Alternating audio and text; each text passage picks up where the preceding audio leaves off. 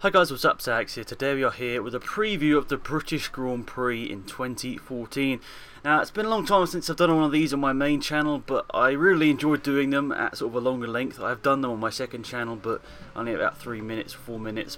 So hopefully I can go into a bit more detail in these ones, and should be quite good. Anyway, the gameplay in the background is some iRacing around this track. Now, it's my first laps in this car, and well, that's going to be interesting in itself, but yeah, hopefully enjoy it. Don't expect the fastest laps in the world.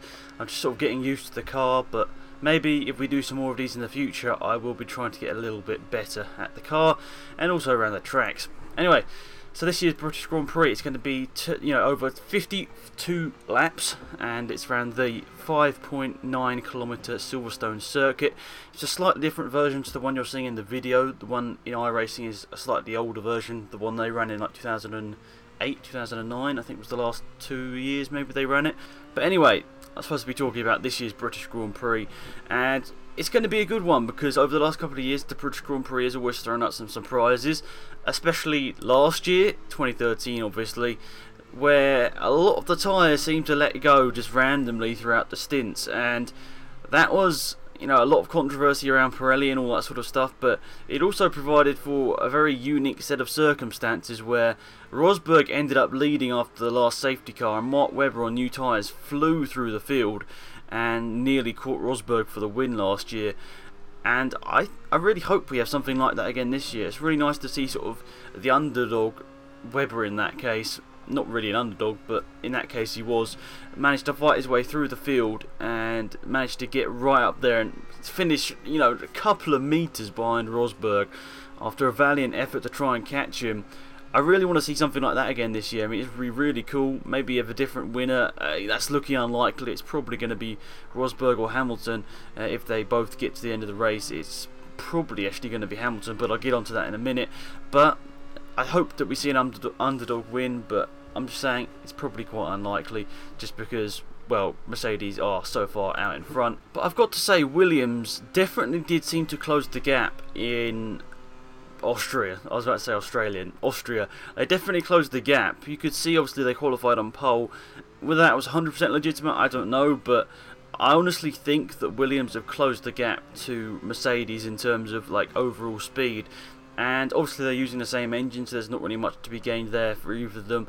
But in terms of the downforce, obviously Mercedes have been best all year, but I think Williams are definitely catching up, and I think Red Bull have always sort of been there, but their engine and the internals of the car just haven't exactly been as good as they have been in recent years. Renault obviously struggling with the new regulations for the engine and all that sort of stuff, and they're really not optimizing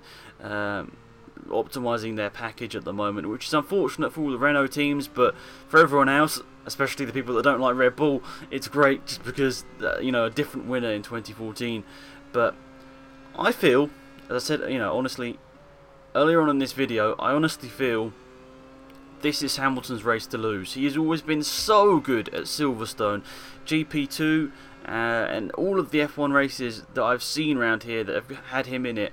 He has been so fast, and he's only ever really lost the Grand Prix whether his car's been very slow or whether he's made an accident. There haven't been many races around here that he hasn't at least finished on the podium when he's had a decent car, and he's been able to fight up there because he's just so good around this track. I don't know what it is with Hamilton and Silverstone, and also a couple of others like Montreal and Abu Dhabi, some of the other tracks that he's very good at. I don't know why, he's just so good at this track. He fought through some the craziest conditions I've ever seen in 2008 it was, wasn't it? He fought through some really crazy situations and somehow managed to win that race in front of the home crowd, which must have been amazing for him. And I honestly feel he is going to win this race. Now, it might be a bit optimistic considering Rosberg has won the last he's won or he's beaten Hamilton in the last 3 races, I think. 3 races. I think he's beat Hamilton, Monaco, Canada, obviously Hamilton retired, and obviously Austria, Rosberg won. So yeah, I think it's really, Hamilton is on the back foot. I mean, lots of speculations around is Hamilton, starting to get a bit angry at everything. But that's just the media trying to get a story, in my opinion. I think Hamilton under the skin, obviously, these last couple of years at Mercedes, he's definitely been relaxing a lot more, and I think his personality is getting a lot more like it was at the start of the McLaren days. A lot less pressure in a way to do loads of media stuff, which and honestly, my opinion, I don't think Hamilton really likes doing all the media stuff. I mean, you don't ever see him really getting interviewed on the grid, at least on Sky. I've never really ever seen him be interviewed on the grid, and I think he just doesn't like the media, just a bit like Kimi Raikkonen in that way. And I think ever since he's joined Mercedes and they've sort of had less of that pressure, I think he's really started to perform. I mean, last year he pretty much outperformed Rosberg all year. A couple of hiccups here and there. Rosberg obviously got 2 wins to Hamilton's 1, but they were very close last year, and they are again this year. And you know, I've got nothing against Rosberg, nothing against Hamilton. I don't particularly support either of them, but I've got to say Hamilton did do a very good job last year to beat Rosberg, especially because it was his first year in that team.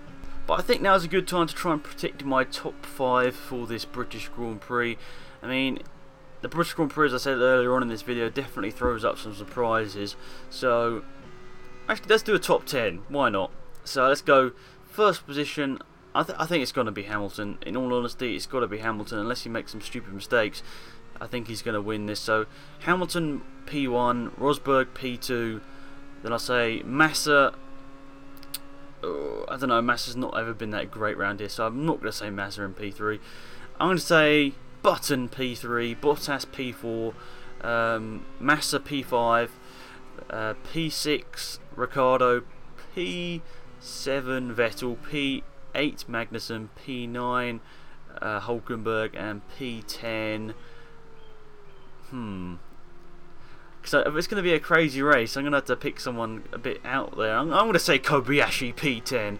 Lots of uncertainty around Kobayashi and the future at Caterham, but let's just throw him in there. P10. That'd be nice to see, wouldn't it? But I don't know. It's going to be a crazy race. There are so many cars that have been looking good over the recent races. Force India could well get into the top 3 once again. I honestly feel on a different strategy Hulkenberg could have got on the podium in Austria. I feel he could have got on the podium in Austria, but maybe it was more likely Perez was going to be on the podium. He seemed to outpace him, but I still feel Hulkenberg could have got on the podium in Austria, but a little bit of a weird strategy as Hulkenberg always does. And there you go, there's a nice spin, a cut to the outboard shot. A good time to see me do a 360, or whatever it was.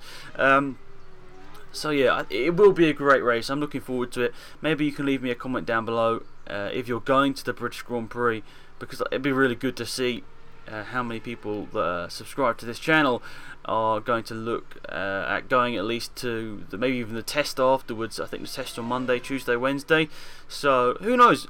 I don't know whether I'm going to the test. I would like to go to one of the Silverstone tests afterwards. I'm not going to the actual Grand Prix. I can't afford it. It is a lot of money, but I suppose it is well worth the experience if you can afford to go.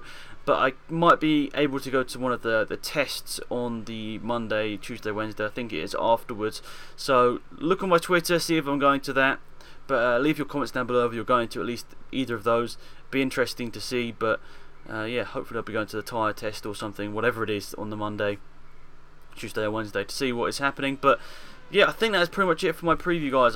I know it might be a bit different. I need to really get back into doing these videos again, so sorry if I made any mistakes. I understand if it wasn't the best video in the world, but I've got to try and get back into the habit of how I used to do them, which I think was going through every single team. So let me know if you want to see that as well. If I just go through every single team, I might do that in the future if you want me to. But yeah, that is pretty much it for this video, guys. Thank you so much for tuning in. I appreciate it. Leave your comments down below about what you think is going to happen in the Grand Prix and all that sort of stuff. That would be great to see. But until next time, it's been Axel Mad here. Goodbye.